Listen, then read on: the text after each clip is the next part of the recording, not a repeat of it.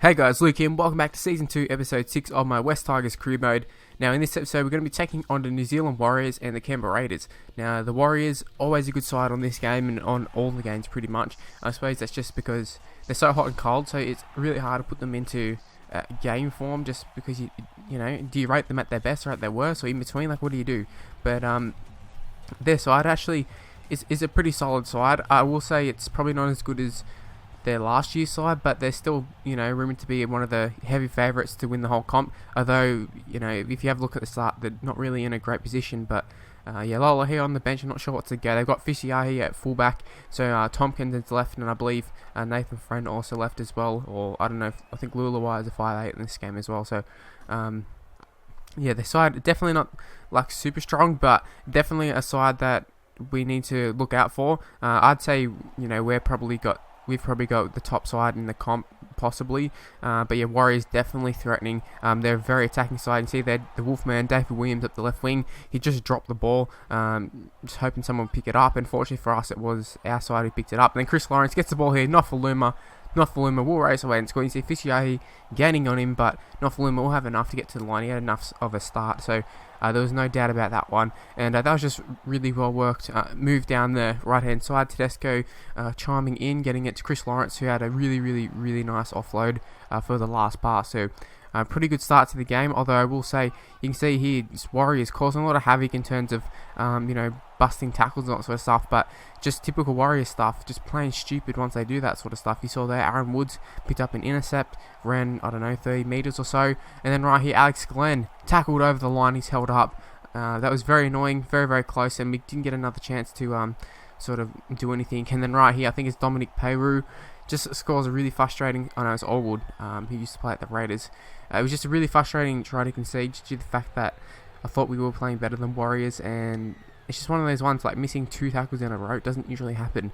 Sean Johnson kicks the goal, 1 from 1, straight over the black dot. And you see there, Havili for them, the hooker, he's actually injured, and he'll play like the whole game injured. It's just ridiculous. Got an injury and they don't take him off, especially when they got Lola here on the bench. Now Tedesco, last pass there, Alex Glenn, bit of space, gets it to Chris Lawrence, looking very similar to the first try, and it will be, you know, pretty much a repeat of the first try, and it's right on the striker halftime too. So the halftime whistle, well not the whistle, but the hooter had already went off as we'll go on and put the ball down. So pretty happy to score that one. It's just the extra edge going into halftime. I mean, New Zealand, they have to rip up all the halftime notes, just due to the fact that, you know, scorelines changed. It's a whole different ball game now. The dynamics of the game have changed completely. As Nofaluma scored his second, Syrian kicked the goal, and Allwood scored for the Warriors. So 12-6 at halftime.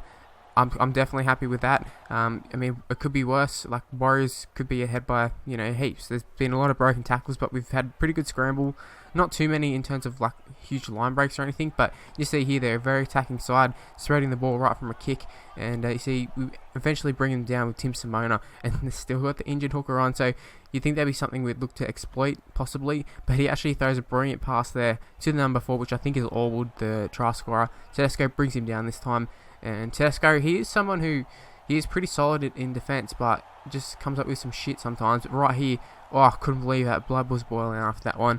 Wolfman ended up with the ball. I'm not sure who it was who actually knocked the ball down, but, you know, that was good stuff from the computer. And I got to say, it was kind of refreshing to see that, because I was sort of getting to the point where I was winning majority of those high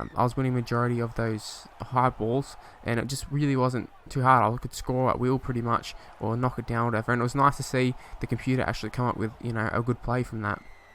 Right here, another held in the tackle, and you got to say, just giving away too many penalties, both sides. I mean, you don't want to be giving away penalties, and if they've watched any of our footage, they'll know that we take the shot at 2 when it's on offer, when it's suitable. I mean, we don't do it every time, but if you're going to give us a penalty from right in front, I mean, it was a fair distance out, but, you know, I want to play from in front, so, you know, a 2-point lead is good enough for me. We can hold on to that. And seeing Nguama just jumping in at fullback, seeing Tedesco had been caught up in the tackle previously, and then they blow it. They got a repeat set, and they blow it completely. And Mike Cooper is going to be tackled, and he's going to be dominated here, but then they just hold on too long. I just don't get it.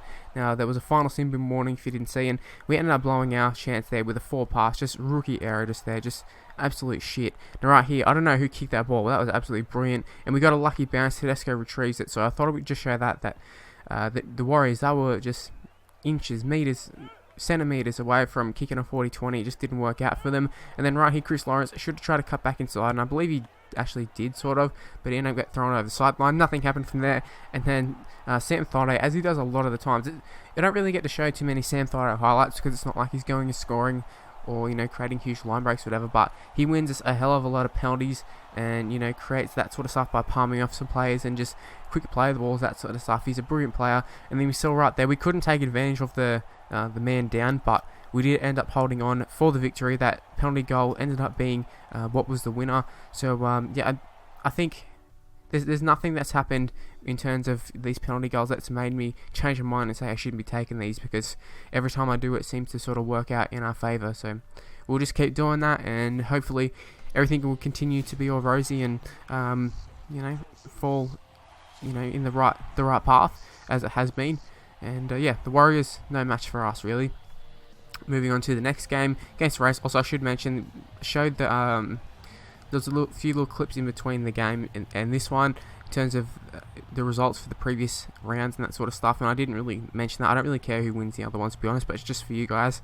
But should mention Nofaluma, I think it was. He got a 2-match suspension, I think it was. I think we just took the guilty plea, and the reason being we got Kitty Glyman, who we signed from the Dragons previous year. I kind of want to give him a go, and, you know, I know Nofaluma is a great player, and Kitty Glyman hasn't really had a chance, and, you know, why contest these one? Why face 3 weeks when we can just take the guilty plea, get on with it, and, you know, not lose too much? Now, it'd be terrible if Kitty Glyman got hurt, but I don't see that happening. Now, not a great start to the game. Probably our first kick, I think it was like 5 minutes or so in, and I think it was Curtis Sirenen came up with a really shit kick, put it out in the full, put us under immediate pressure, although nothing really came from that. There was not even a chance. You see here Thaiday talking about him previously, and that's exactly what he does best. Just palms off players and then ends up winning the penalty once again. And you'll probably notice now that I've said that how many times he wins a penalty.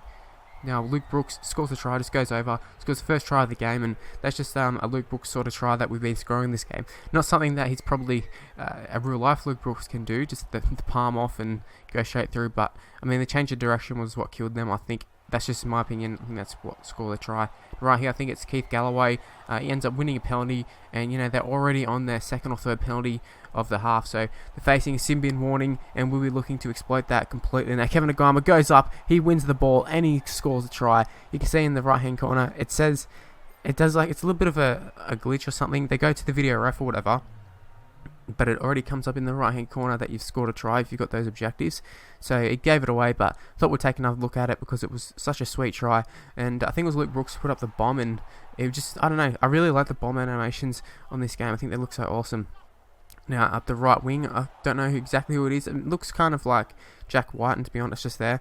But he's causing a bit of havoc. Joseph Leilua, I'm very well aware that he is a great player in this game, and he's someone we need to look out for. I believe he gets picked in like all the origin sides and stuff in this game, so yeah, definitely a good player, and we'll have to keep an eye out on him. And just right here, Raiders come up with an error just there. That gives us perfect opportunity there, about 35 metres out, just over 5 minutes to go in the half. We've got a bit of a set play going on here. Curtis Sirenen, bit of a risky pass, but it pays off. Kevin Aguama will race away, and he will score right under the post. Now, the reason I say risky pass, you might be thinking, why the hell would that be a risky pass? But trust me, 9 times out of 10 that gets knocked down. It's hard to say like why he can't get that pass off, but I mean, they did have bodies in front of him, and, you know, I mean, if it got knocked down, I probably couldn't blame them. But yeah, plenty of times they've just knocked the ball down. Similar to what just happened there, Blake Austin scores a try. I think that might have happened last time we played the Raiders as well.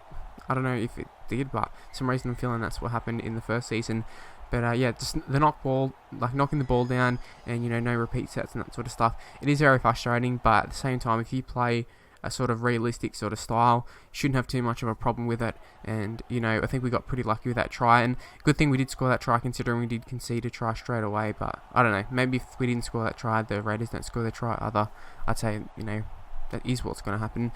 Kitty Glyman, first game for us in first grade, and he ends up scoring a try. I'm not going to say it was a simple one. I think Nofaluma could have scored the same try, but, you know, it was nice little work to beat the fullback. So good stuff there by Kitty Glyman, and Curtis Sirenen kicks the ball straight over the black dot. Now right here, that is a brilliant kick by Luke Brooks, and what a game he is having, a 40-20. This is maybe one of Luke Brooks' best games. He scored a try, he's put up some great kicks for bombs and that sort of stuff. Kicked the 40-20 right here. Mania Charrington, I think that's how you pronounce it, off the bench. He went over, or nearly scored. Chris Lawrence here, he does score. There's a little glitch in the corner. We already know he scored a try, but Charrington, just a little darts out of dummy half. I know he's not the best rated on this game, and Luani's actually rated much better, but Cameron King can't play the whole game. Charrington off the bench. I went for the more sort of impact sort of player. Luani's someone who I think could be more of a, play the whole game and, do the job, but Charrington can come on, make an impact, and that's what he's been doing so far, so I'm pretty happy. Sam Thaiday, this is, one of Sam Thaiday's best episodes in terms of highlights so far.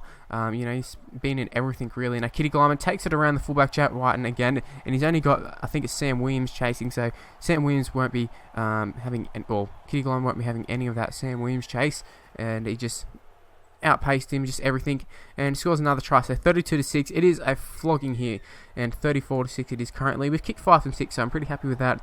Goal kicking, I'm a bit hit and miss on this game, so we just got to try and score as many as we can from right in front, not leave anything to chance, and go from there. So 34-6, I'm very happy with that performance. Kevin O'Guire, man of the match, I can't argue with that, but I'd say Luke Brooks, actually I can't argue that, I'd say Luke Brooks should have got man of the match, or Sam Thaiday, just one of those two. I mean, Kevin O'Guire had a good game, but I mean, was he any better than, say, Kitty Glyman or someone? But that bomb take was pretty nice. Anyways, top of the ladder, as you can see there, undefeated in the first 4 games. Doesn't really mean much because it's pretty early on, but, I mean, it's always nice to be undefeated.